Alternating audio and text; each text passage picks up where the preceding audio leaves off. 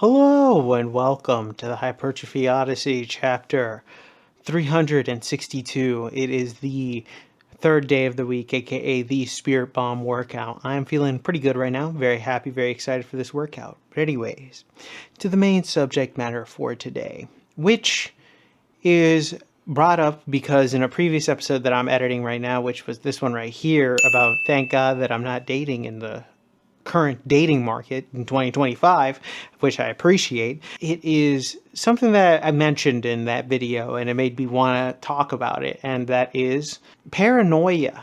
I think paranoia is the best way to describe it. And this isn't necessarily about just the general feeling of paranoia, but more so along the lines of paranoia in a social setting, I think is the main thing that I will discuss. And I've kind of discussed this in a different episode where it's right here about not really caring what others think, that entire idea. But this is a little bit more in the self, really. And I wanted to talk about it more in the terms as well as from a relationship standpoint, because I think that a lot of people are heavily paranoid nowadays when it comes to relationships, whether it be even platonic or anything like that. I think a lot of people are ending up in a weird rut of something where they can't trust anybody, and with good reason as well. I'm not going to just deny that this isn't necessarily an issue. There aren't necessarily issues with this, but I think that the main topic of paranoia is something that has gone to the point now where it's literally making it so people cannot really have relationships nowadays. And it's a very interesting dynamic when looking at it from both a male and a female perspective from either side, as well as even in a platonic sense, looking at it from a male and female side, because it is something that plagues both sides for different reasons. But still, it is an underlying thing regardless. And I think that unless it is fixed, it's not going to be something. Relationships are never really going to be able to go to the same place they used to be, at least, even on the surface level. So we'll get into detail about all that other stuff and a few other things when it comes to paranoia, particularly in relationships, when we get to Mother Base. All right, so I started this day off with AD press, which was pretty good. But anyways, to the main subject matter for today. Paranoia, or more so specifically, paranoia in the social setting.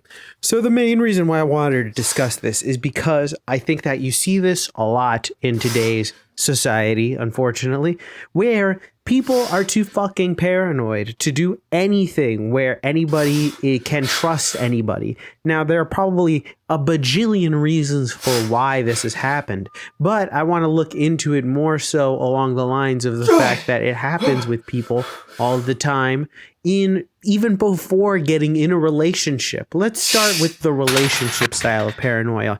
So, for example, on one side, you have the man who has to think about or is paranoid that the woman that they might be into is just a complete and utter liar, and or is just in it for whatever things that he might have, let's say money or anything like that. That's the paranoia on his side. On the other side, the paranoia is that the man is not just in it for the pussy and is actually into her as a human being, as well as not just using her up, which is an interesting thing. But the issue with it is, at the end of the day, is that because of these two paranoias that kind of go clashing together simultaneously before the relationship even starts, these people don't even play the game. They don't even want to try to play the game. They don't get into it at all. They try to avoid the quote unquote hurt at all because they don't want to have the ability to possibly have this happen.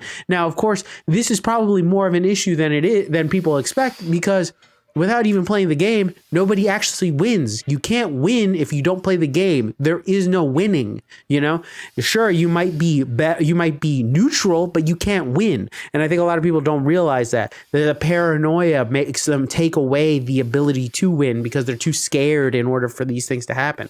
Now, of course, this is and justifiable paranoia. It's understandable. I'm not going to sit here and say, oh, you got to take risks all the time. Of course, this makes sense. But we have to start at least trying to trust people in some way, shape, or fashion.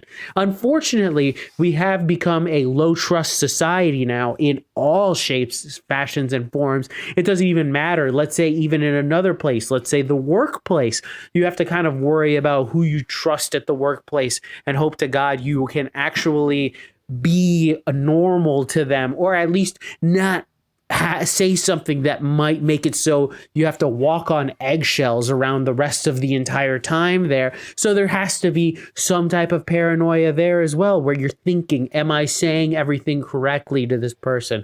Am I doing this? Am I doing that? Am I keeping it professional? Did I use retarded a little too liberally in this last sentence?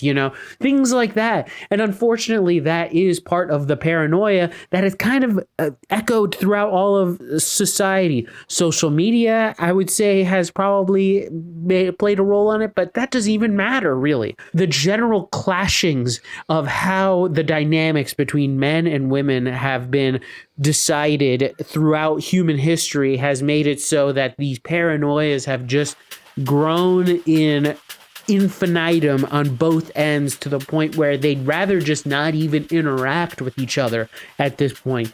Being friendly with somebody is just not even a possibility, in the certain sense that they are paranoid immediately into thinking, what does this person want from me? And is it more than what I'm willing to give them? Immediately.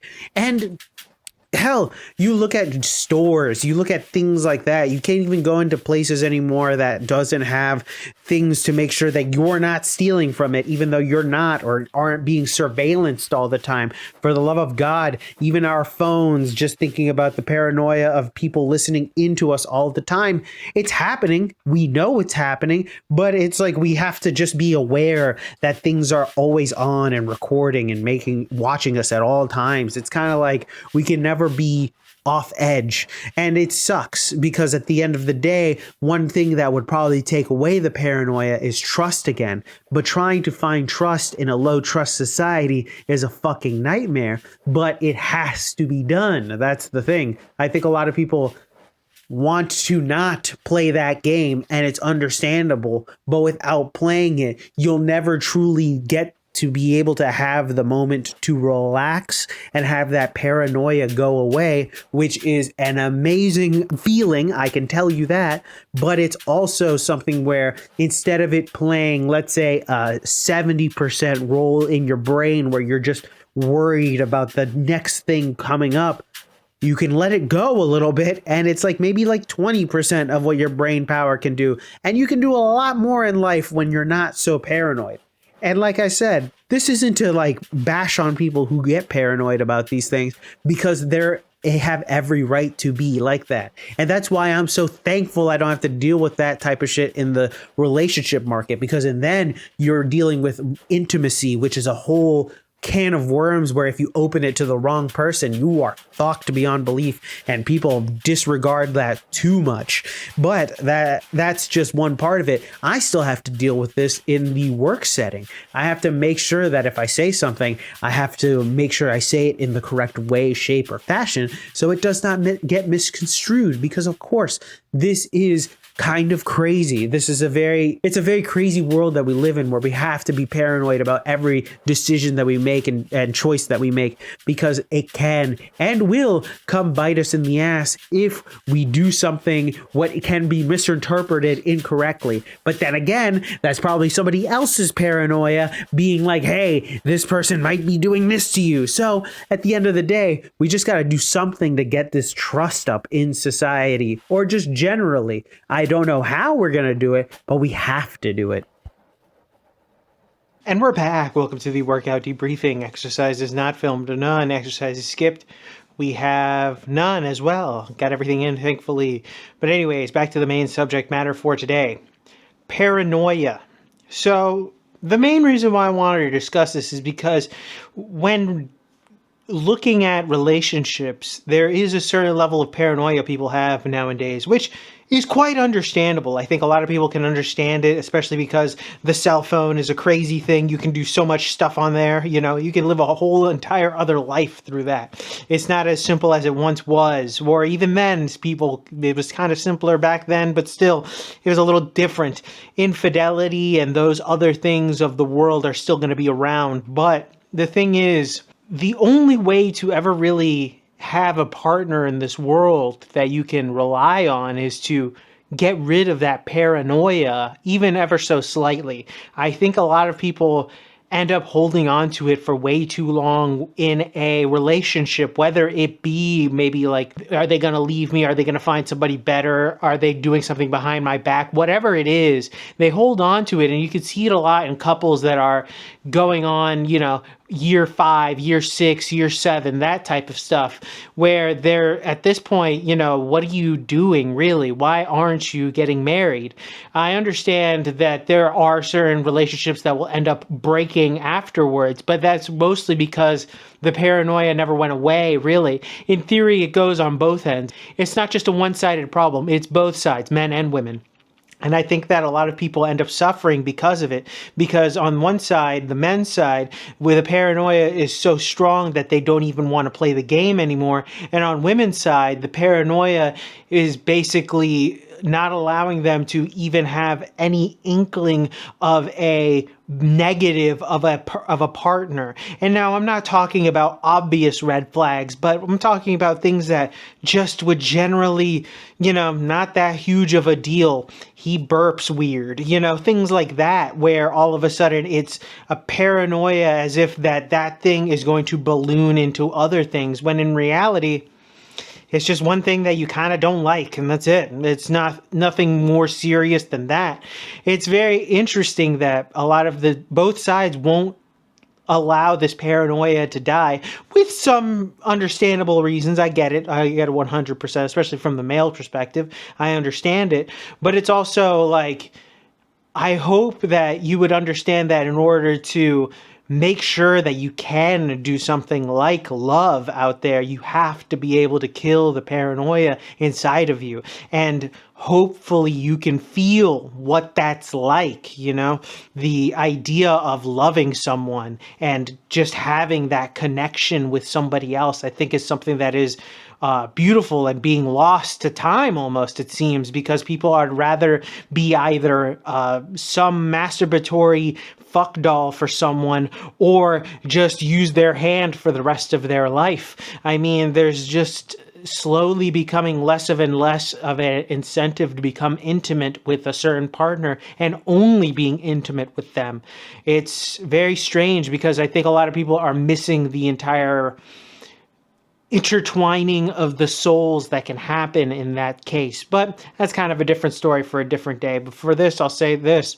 Paranoia is not something you can live with forever, because if you do, it will only grow to a point where it's going to consume your life. So at a certain point, you're going to have to kill it. Kill it with what? You got to figure it out. You have the power to have that knife and stab it wherever and use whatever power you have in order to stab it.